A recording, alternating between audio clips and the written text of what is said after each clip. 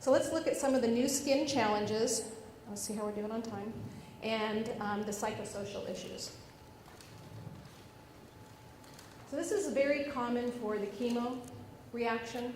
They're either going to get, I've seen it all the way to as bad as this one. That one is not as chapped, the one on the right, but that's very common because those skin cells got killed. So now they're working hard to repair. And in the meantime, what does that person do? And I don't know if you've heard this, but they say that cancer is very public. It's very hard to go incognito and go into work every day when your face looks like that and not have to explain something. So the goal for that type of condition would be to hydrate. We need to have hydrating things in our toolbox so that we can give them the most hydration possible without any aggravation. We need calming, soothing, cooling. We need to do treatments that encourage healing. For example, LED. If you have LED in your toolbox, that's a great, and in fact, it's the only piece of equipment that is approved to work on somebody who's going through cancer therapy, and it really will encourage healing. And if that skin is broken at all, we're not going to treat it. Okay, so let's say that client came into you, and they've been waiting for 2 months, and they came in and they've got broken, chapped, open skin. What would we do?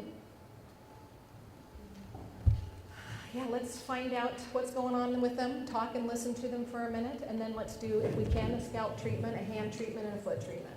Okay? So let's give them something, but we would not be able to work on it if it was broken or open. One of the drugs, there's one called Tarceva, and there's also Erbitux. Both of them will give this type of rash. And what they're actually told by the doctor is, the more you break out, the better the drug's working. So, can you imagine that? I've had several women who are professionals trying to go to work, trying not to let people know that they have cancer, and they have this now. So the main thing about that is just to remember that it's not acne, even though it looks like it. And we'll talk about in a second what the goal of that is. And the one on the right was the gal that I was telling you that sat like this. That is a radiation burn, like I have never seen. And actually, right after that class, she ended up being hospitalized for radiation poisoning. So hopefully that doesn't happen too often. Like I said, in 4 years, I've never seen one that bad. But if someone came in with that, typically as estheticians, we're not going to treat that area anyway, right? But we can educate them and help them, tell them how to. One of the things the doctors are just telling them is aloe. That's it. So the Erbitux rash or the Tarceva rash, calm, soothe, and hydrate. So it's kind of opposite of what you would think, because if you look at it and you thought it was acne, we wouldn't want to do anything that would dry out. No, nothing to dry out.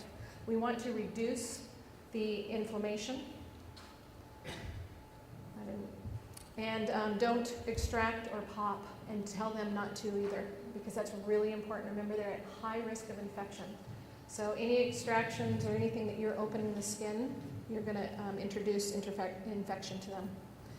So the goal for the radiation therapy and burn, again, is to calm, soothe, cool, and hydrate, encourage healing. Do not treat if the skin is open or broken, and we're going to avoid that area during treatment, taking special care not to pull the skin. So even though that's here, remember I said we aren't going to typically treat that area, but if we were treating her face, we wouldn't want to pull up on the skin because that would pull that. If any of you have had a bad sunburn, times it by 15, and that's what this feels like. So we want to be really aware of, and that's why we need to ask good questions, okay? They're going to have body image issues. Mastectomy, we're going to see a lot of these now because of Angelina Jolie. I've already heard people in my group say, oh, I'm so glad she came up with that. You know what, I'm going to skip the genetic testing. I'm just going to go do this. And I have to say, no, don't skip the genetic testing. Go get tested. Don't go. Surgery should be your last resort, right? But imagine, again, as women, we've had these since we were born. They are part of our femininity. And when they're gone, even though they say, oh, it's no big deal, at least my cancer's gone. That's how they're feeling that moment, but trust me, they still feel a loss of a body part. It's still going to bother them. The one with the double, probably a little bit easier to camouflage. The one who just had one, she has a choice. She wears a prosthesis or she gets implants. And they usually have that choice, but I meet a lot of people who choose not to. They're just like, don't need them. Depends on their age. So with the mastectomy, again, we're going to want them to feel comfortable. We're going to want to know how long ago was the mastectomy, where was the incision, left or right, or both, right? Because when they're laying on our table, if they have that type of surgery, you're going to want to be helping them up, on and off the bed, maybe having a bolster to lift their arm because their arm laying flat could be very uncomfortable, right? So just a few more questions that we need to ask prior to treating them. And then we're going to avoid that area until it's completely healed. If you have the ability to do some sort of scar adhesion techniques or something like that, massage therapists can do that. Help them so that it doesn't scar as bad. And then hydrate. Talk to them about hydrating it and keeping it good and moisturized. And we always recommend something like just a pure shea butter, or maybe they're going to use coconut oil, something that's totally pure at this point. And then if you can, offer some solutions, prosthesis, camisoles, and bra fitting. Now I know it doesn't sound like something that a esthetician would have, but if you have a nice salon and spa, or whatever you have, day spa, and you want to be able to have some of these things, you can actually get trained. Anybody can get trained by the prosthesis and bra fitting companies, anybody. Then you can then become a wholesaler and have some of those products available for them.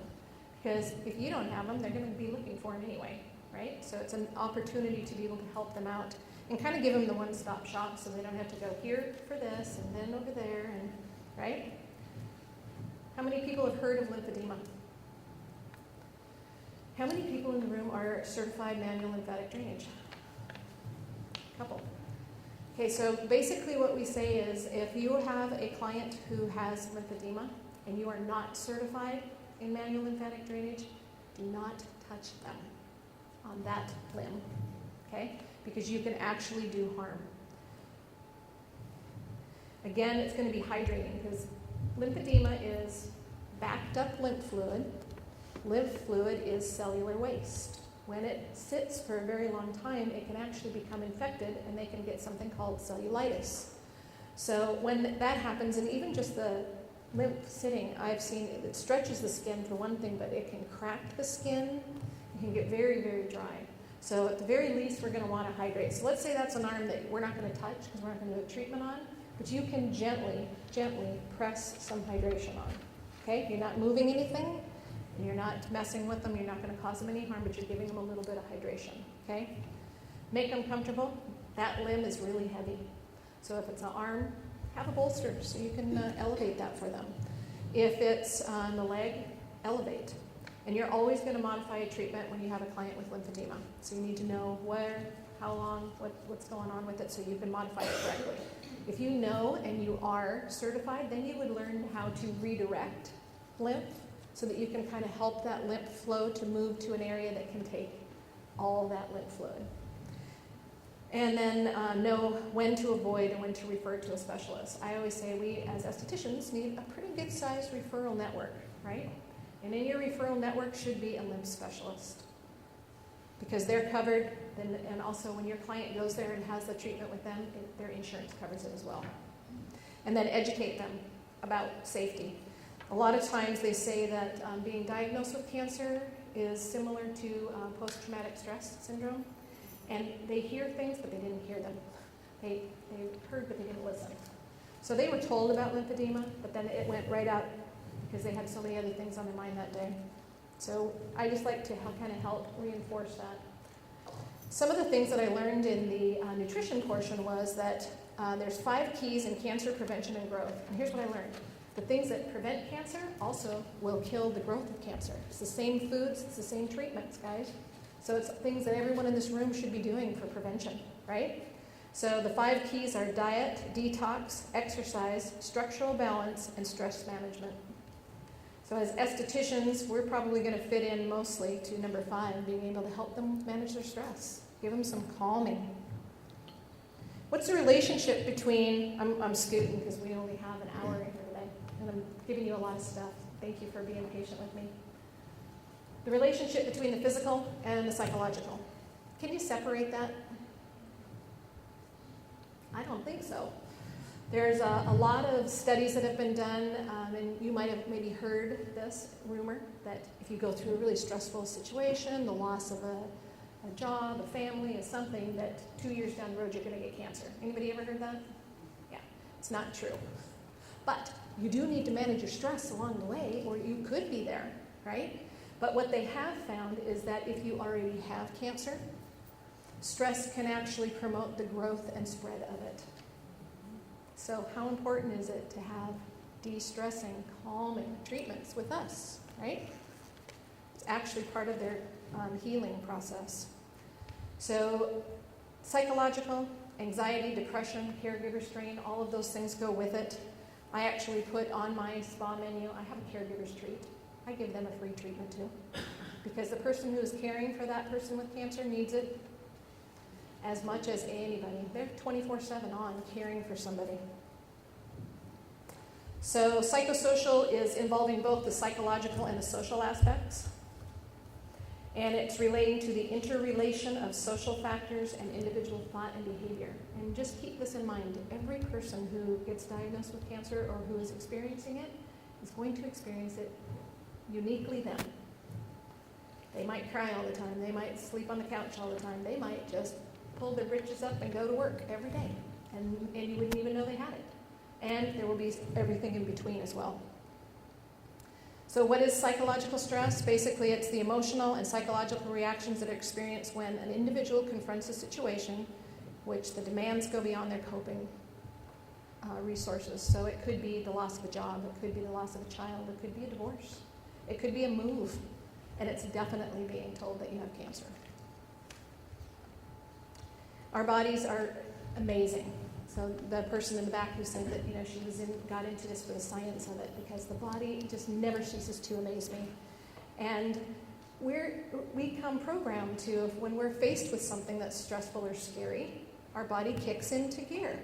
It releases stress hormones to help us cope. But those hormones can increase our blood pressure, our heart rate, and our blood sugar levels. And when someone has cancer, they don't want any of those. And that's called the triple F response. So that's your fright, fight, and flight. And it's a good thing. It means that you run when you see that bus coming, right? It can save your life.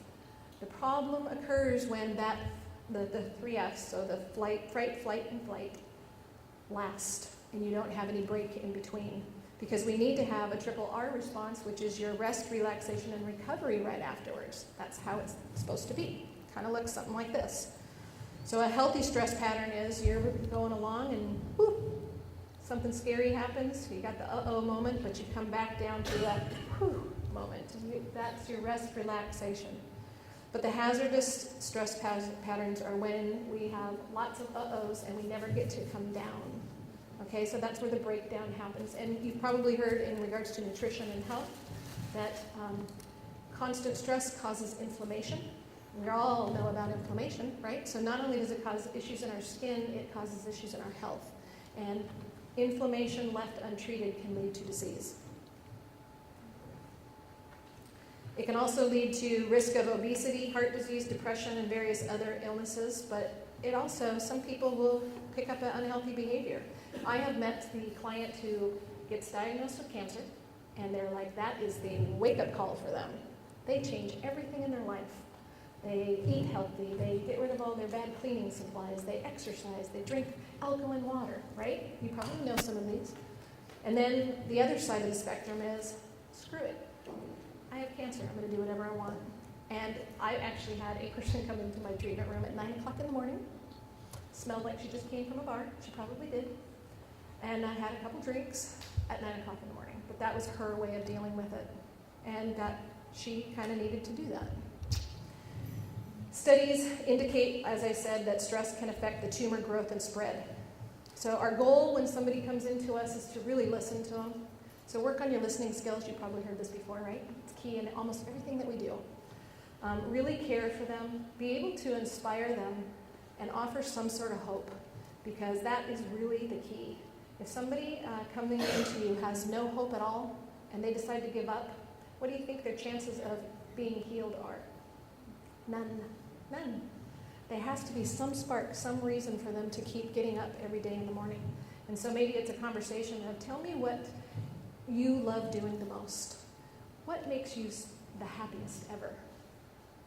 And if you could do it right now, what would that be? And get them to talk about it, because verbalizing it, say, great, when they tell you, I always wanted to paint. Good. Get your painting stuff out and let's get you going. Excuse me.